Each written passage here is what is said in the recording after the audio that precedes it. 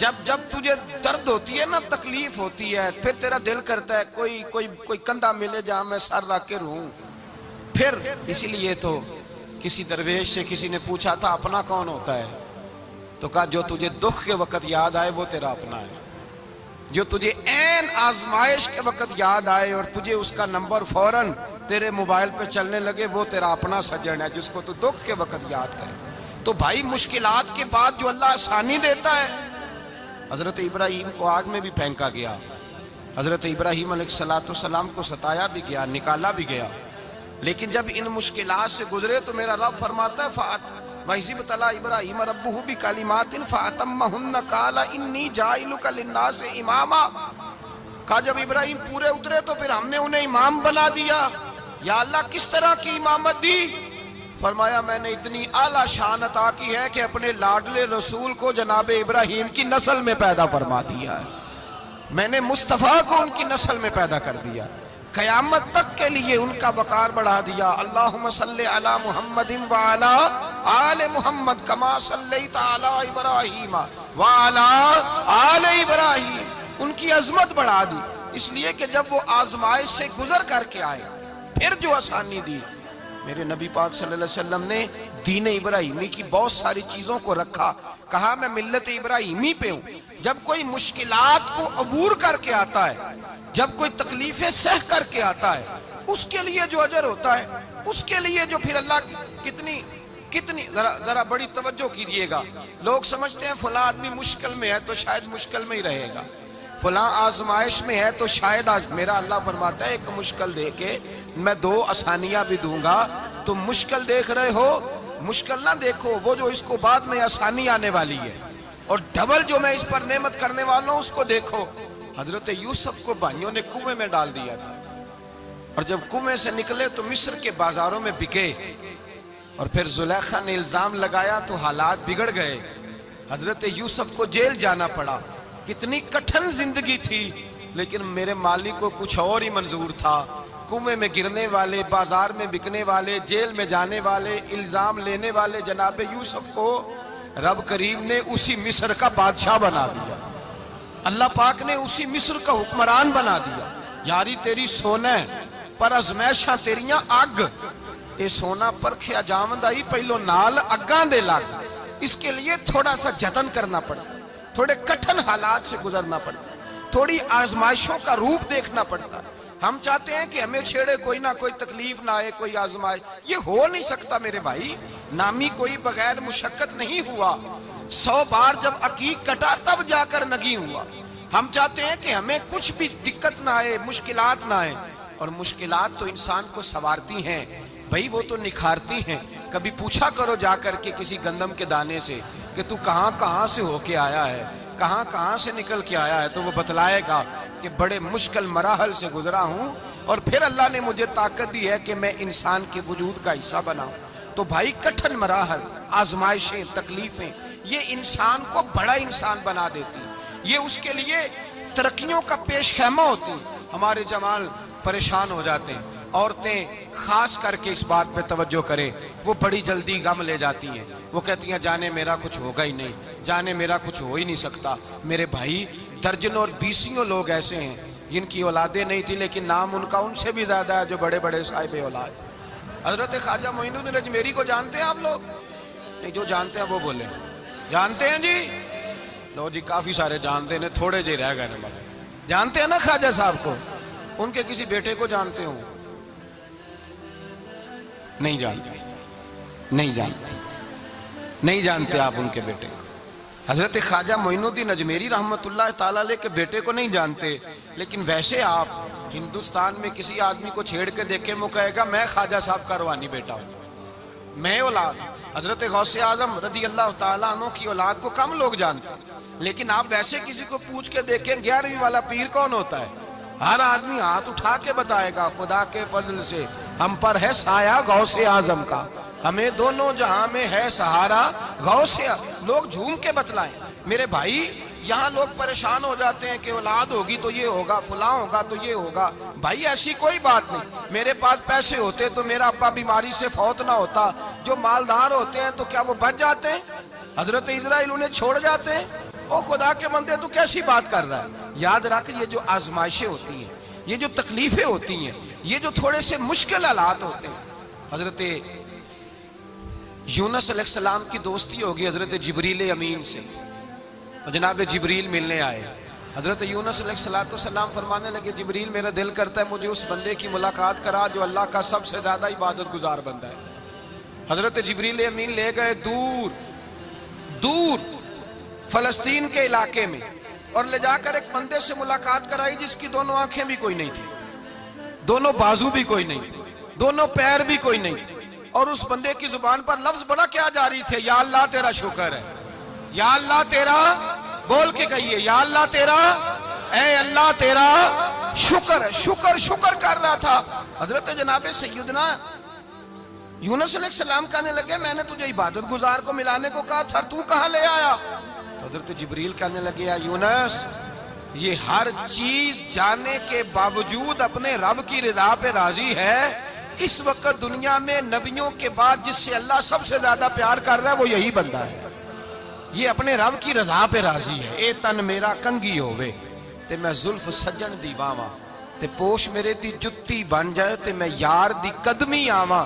مارو مینو مار مکاؤ کوئی عذر نہ پیش لے آواں، تے جے سونا ہی میرے دکھ وچ راضی، جے سونا ہی میرے دکھ وچ راضی، جے سونا ہی میرے دکھ وچ راضی تے میں سکھ نو چلے ڈاواں.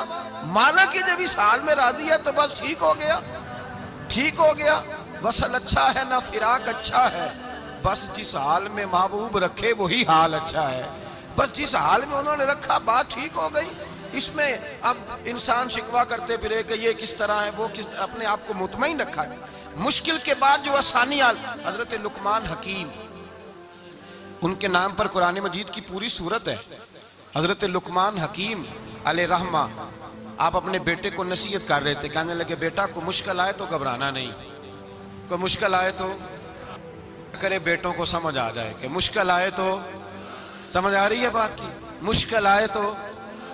اور کیا خوبصورت جملے، بیٹے کو بٹھا کے کہتے ہیں بیٹا چھوٹی مشکل آئے گی تو اللہ بڑی مشکلات آسان کر دے گا. سمجھو چھوٹی مشکلات آئیں تو اللہ نے بڑی مشکلیں اس نے آسان کر دی. اور آپ کو بتاؤں اصل انسان ہوتا ہی وہ ہے جو مشکلوں میں جینے کا ڈھب سیکھ جاتا ہے، وہ بن جاتا ہے جو کرب کے حالات میں جینے کا سلیقہ سیکھ جائے. اپنے بچوں کو یہ سمجھانا، حضرت لقمان بیٹے مشکل آئے تو گھبرانا نہیں، بڑی کو ٹال دیتی ہے، وہ نیکی کا اور آسانی کا پیش خیمہ ہوتی ہے. اللہ اس کے بعد آسانی سمجھا رہے ہیں. کچھ دنوں کے بعد کہنے لگے آؤ فلاں اللہ کے نبی کی ملاقات کو چلیں، فلاں نبی علیہ السلام سے ملنے چلتے ہیں. اس زمانے میں جو نبی تھے ان سے ملنے چلے گئے. بیٹے کو بات یاد تھی، گھوڑے پہ بیٹھے، امام ابن جوزی نے اس کو لکھا ہے، گھوڑے پہ بیٹھے تھے دونوں کے پاس گھوڑے تھے. اب رستہ بہت زیادہ تھا، کھانا ساتھ لے لیا، پانی ساتھ لے لیا، رستہ لمبا تھا، صحرا کا علاقہ تھا. جب جانے لگے تو اتنی سخت گرمی ہوئی کہ گھوڑے بھی بے ہوش ہونے لگے. اچانک ایسی گرم لو چلی کہ گھوڑے بھی. اب دونوں باپ بیٹا جو تھے وہ بڑی جوش میں تھے کہ جانا ہی جانا ہے. گھوڑے سے اتر کر کے پیدل چلنے لگے. اب پیدل چلتے چلتے ذرا آگے گئے تو اب گرمی میں جتنا بندہ پیدل چلتا ہے اتنا پیاس بھی زیادہ لگتی ہے. تو پانی پیتے رہے، کھانا کھاتے رہے، کھانا پانی بھی ختم ہو گیا. تھوڑا آگے چلے نا تو اس کے اندر تکلیف بڑی کہ حضرت جناب لقمان کے بیٹے کے پیر کے اندر ایک ہڈی پیوست ہو گئی. اتنی بڑی ہڈی تھی وہ اندر ہی چلی گئی، پیر خون کے فوارے گرنے لگے. بیٹا بے ہوش ہو گیا. حضرت لقمان اس کے سرانے بیٹھے تو بیٹا تھا نا، آنکھوں میں آنسو آ گئے. بیٹے نے آنکھ کھولی تو کہنے لگا ابا جی آپ تو صبر کرنے والے ہیں، آپ رو رہے ہیں. فرمایا بیٹے میں کیا کروں، میرے سینے میں جو دل ہے وہ ایک باپ کا دل ہے. تو باپ جو ہوا تیری دکھ پر رونا آیا. بڑی مشکل سے دانت کے ساتھ ہڈی نکلی تو خون بھی چلا.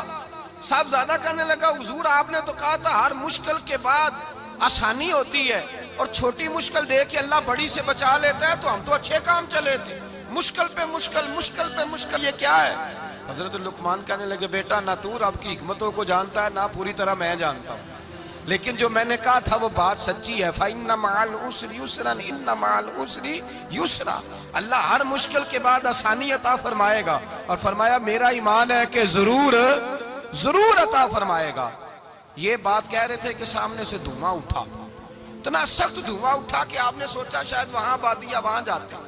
وہاں چلنے لگے تو پیچھے سے کسی نے آواز دی ٹھہر جاؤ، رکو، وہیں رک گئے۔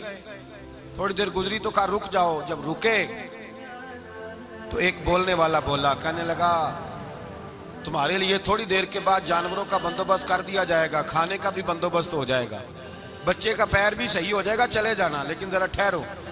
حضرت لقمان کہنے لگے بولنے والے تو کون ہے؟ تو کہنے لگے میں اللہ کا فرشتہ ہوں، میں اللہ کا فرشتہ ہوں۔ کہا اللہ کے فرشتے اور یہ سارا کچھ کیا ہے؟ تو فرشتہ کہنے لگا اصل بات یہ ہے کہ سامنے بستی پر مجھے عذاب نازل کرنے کا حکم ملا تھا، آپ بڑی تیزی سے آ رہے تھے، میں نے رب سے دعا کی کہ اللہ اس باپ بیٹے کی غلطی کوئی نہیں، مہربانی فرما۔ رب نے پہلے آپ کو صحرا میں الجھایا، پھر میری دعا کی برکت سے آپ کے گھوڑے ٹھہر گئے، پھر میری دعا کی برکت سے آپ کا پانی ختم ہوا، پھر میری دعا کی برکت سے آپ کے بیٹے کو زخم آیا، پھر میری دعا کی برکت سے سامنے سے دھواں اٹھا۔ فرمایا یہ جو تمہیں مشکل پہ مشکل آ رہی تھی، یہ تو میرا رب تمہیں عذاب سے بچانا چاہ رہا تھا، یہ جو تمہیں مشکل پر مشکل آ رہی تھی تو میرا مالک تمہیں عذاب سے بچا رہا تھا، تم سمجھ نہیں رہے تھے۔ حضرت لقمان نے بیٹے کی طرف دیکھا تو بیٹے کہنے لگے ابا جی بات بالکل سچی ہے، افضل الذکر لا الہ الا لا الہ الا، اور پھر پڑھنے لگے حسبنا اللہ و نعم الوکیل نعم المولا و نعم النصیر۔ یہ ورد ہونے لگے۔ بھائی جب تجھے مشکل آتی ہے، آزمائش آتی ہے، تو اس وقت سمجھتا ہے پتہ نہیں میرے ساتھ کیا بننے لگا ہے۔ اللہ تبارک و تعالیٰ چھوٹی مشکل دے کے تجھے بڑی سے محفوظ رکھتا ہے، چھوٹی بیماری دے کے تجھے بڑی سے محفوظ رکھتا ہے۔ بلکہ میں ایک دفعہ ایک تکلیف میں ایک آزمائش میں مبتلا ہو گیا، تو میں نے اپنے حضرت سے کہا کہ حضور سارے دکھ کٹھے ہی آ گئے، کیا کیا جائے؟ تو آپ فرمانے لگے بڑے خوش نصیب ہو، جوانی میں اللہ نے دکھ دے دیے، بڑھاپے میں آئے تو برداشت نہیں ہوتے، یہ تو بڑے وقت پہ آ گئے، شکر ادا کرنا چاہیے، اس زمانے میں برداشت نہیں ہوتے، اب آسانی ہے، ان کو برداشت کرو، ہمت کرو۔ میرے بھائی یاد رکھیں آزمائشیں تکلیفیں آپ کو بڑا کرنے کے لیے آتی ہیں۔ ہم آزمائش کو برا جانتے ہیں، دکھ کو برا جانتے ہیں، دکھ تو بڑے پیارے ہوتے ہیں، یہ رونے کا سلیقہ سکھاتے ہیں، یہ اللہ کو منانے کا طریقہ سکھاتے ہیں، یہ مسجد میں جانے کا۔ وہ جو سکھی بندہ ہے نا، سکھی، مجھے ایک صاحب کہنے لگے دو قسم کے لوگ مدینے سے آتے ہیں، مدینہ شریف پوچھنے لگے، کہنے لگے حضرت جی دو قسم کے بندے ہیں، کچھ واپس جاتے ہوئے تڑپ رہے ہیں، کچھ تصویریں کھینچ رہے ہیں رخصتی کے وقت، فرق کیا ہے؟ تو میں نے کہا وہ جو تصویریں کھینچ رہا ہے وہ امیر آدمی ہے، اسے پتہ ہے کہ میں پھر ٹکٹ لے لوں گا، مہینے کے بعد پھر آ جاؤں گا، اور یہ مدینہ چھوڑتے ہوئے تڑپ رہا ہے، یہ کوئی غریب ہے، یہ کہہ رہا ہے پتہ نہیں دوبارہ موقع ملے کہ نہ ملے، یہ دکھی ہے، یہ آزمائش میں دکھی۔ سکھی بندہ تو مکے جا کے نہیں روتا، وہاں بھی کھڑا ہے ڈٹ کے کھڑا، دکھی کوئی نہیں تو روئے کیسے؟ روئے کیسے؟ دکھیے دی گل دکھی آئی جانے، دکھیے دی گل، کیا خوبصورت لفظ ہے میاں صاحب کی، اور لفظوں میں حسن دیکھے، کہنے لگے دکھیے دی گل اے دکھی آئی جانے تے سکھیے نو کی خبراں، تے یار جنہاں دے موت نے مارے روندے نہیں تک تک قبراں۔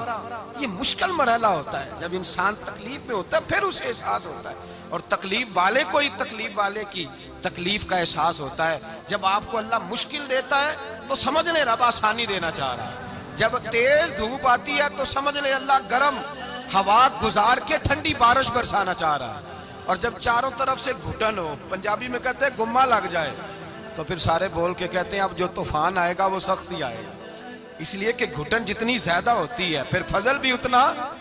جن لوگوں نے تکلیفیں زیادہ سہی تھی رب نے عزتیں بھی زیادہ ہی عطا فرمائی، جن لوگوں نے تکلیفیں زیادہ سہی نا انہیں اللہ نے درجہ بھی۔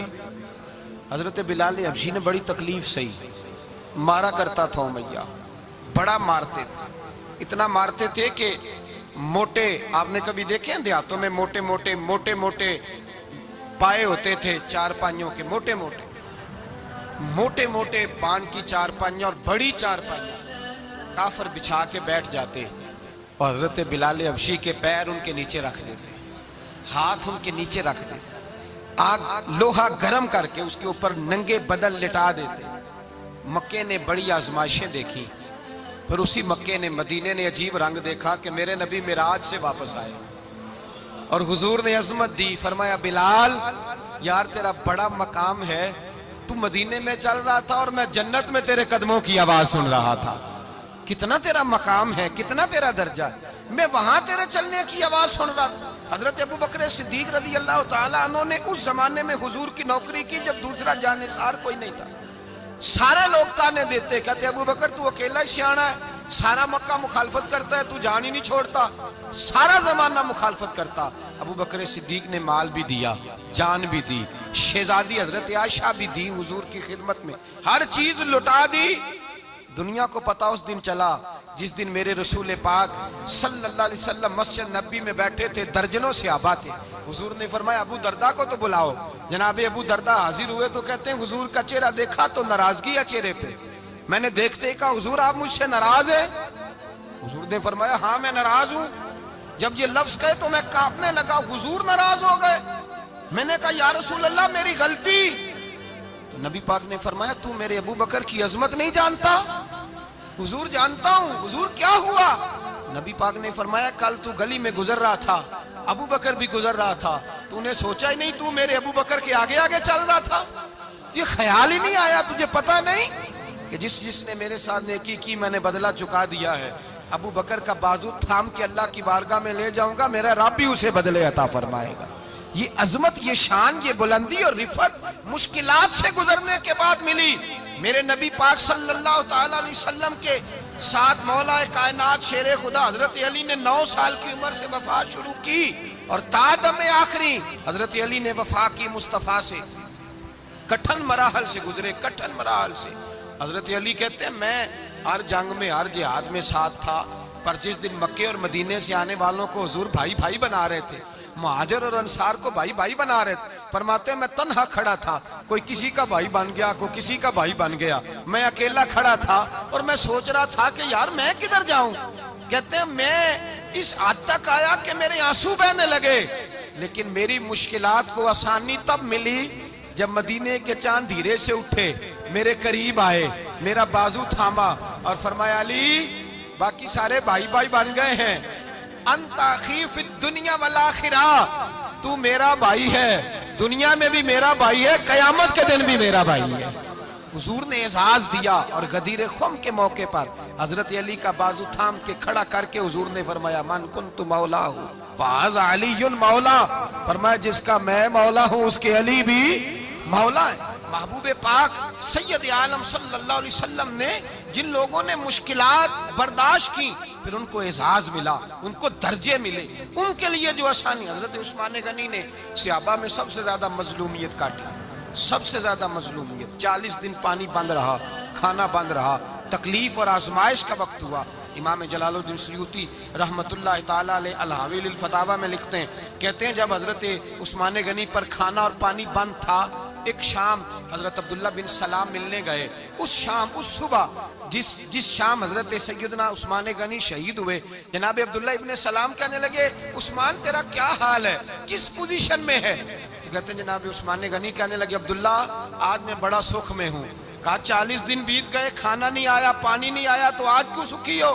فرمانے لگے آج مدینے کی سامنے والی گلی میں نے مصطفیٰ کا دیدار کیا ہے، اور نبی پاک صلی اللہ علیہ وسلم نے فرمایا عثمان اگر تو کہے تو تیرے لیے پانی کا بندوبست کر دیا جائے، تیری مشکل آسان ہو جائے، اور اگر تو کہے تو تیرے لیے وہ آسانی کی جائے کہ آج تو میرے پاس آ کے روزہ افطار کر لے۔ تو حضرت عثمان غنی کہنے لگے میں نے مصطفیٰ سے عرض کیا حضور مجھے یہاں کا سکھ نہیں چاہیے، مجھے وہ آسانی چاہیے جو آپ کے پاس افطار سے ملے گی۔ فرمانے لگے آج میں رخصت ہو جاؤں گا، افطار رسول اللہ کے پاس کروں گا۔